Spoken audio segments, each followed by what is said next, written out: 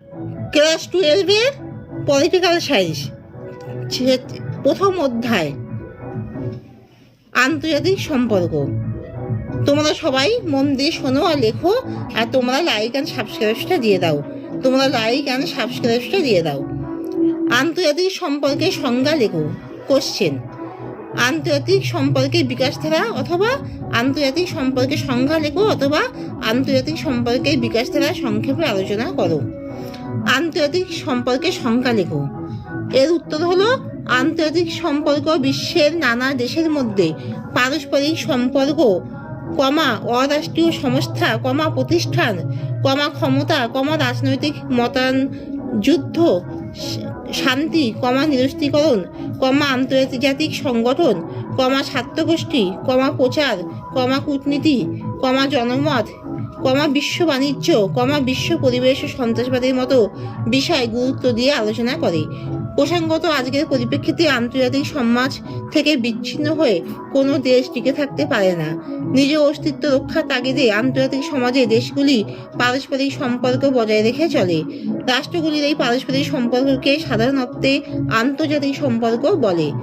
জাতি রাষ্ট্রের যুগ থেকে বিশ্বায়নের যুগ পর্যন্ত আন্তর্জাতিক সম্পর্কের বিকাশ নিরন্তর গতিতে চলছে। নিচে আন্তর্জাতিক সম্পর্কের বিকাশ ধারা আলোচিত হলো।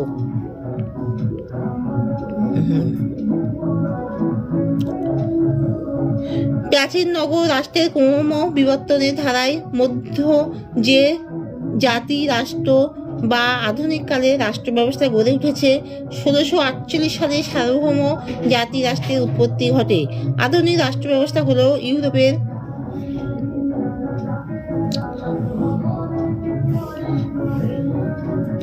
আন্তর্জাতিক রাষ্ট্র ব্যবস্থা হলো ইউরোপের নবজাগরণ ও ধর্ম সংস্কার আন্দোলনের ফসল। সার্বভৌমত্ব অক্ষুণ্ণ রেখে জাতি রাষ্ট্রগুলি পরস্পরের মধ্যে অর্থনৈতিক, বাণিজ্যিক, রাজনৈতিক ক্ষেত্রে সম্পর্ক গড়ে তোলে। আন্তর্জাতিক সম্পর্কের বিকাশ ধারা এভাবে এগিয়ে চলে। ইংল্যান্ড ও ইউরোপের শিল্প বিপ্লব আন্তর্জাতিক সম্পর্কের বিকাশে বিশেষ সহায়ক হয়েছে। এ সময় শিল্পের প্রয়োজনীয় কাঁচামাল ও উৎপাদিত সামগ্রী বিক্রির বাজারের খোঁজে বিভিন্ন রাষ্ট্রের মধ্যে যোগাযোগ বাড়ে। এভাবে রাষ্ট্রগুলির মধ্যে দূরত্ব কমে যা আন্তর্জাতিক সম্পর্কের ক্ষেত্রকে প্রসারিত করে। প্রথম বিশ্বযুদ্ধ পরবর্তী পরিস্থিতি আন্তর্জাতিক সম্পর্কের তাত্ত্বিক আলোচনার সূত্রপাত ঘটায়। বিশ্বজুড়ে চিন্তাভাবনার ক্ষেত্রে নতুনত্ব আসে। 1920 সালে জাতিসংঘ প্রতিষ্ঠার পর থেকে শুরু হয় প্রকাশ্য কূটনীতির যুগ। আন্তর্জাতিক সম্পর্কের চর্চা এ সময় থেকেই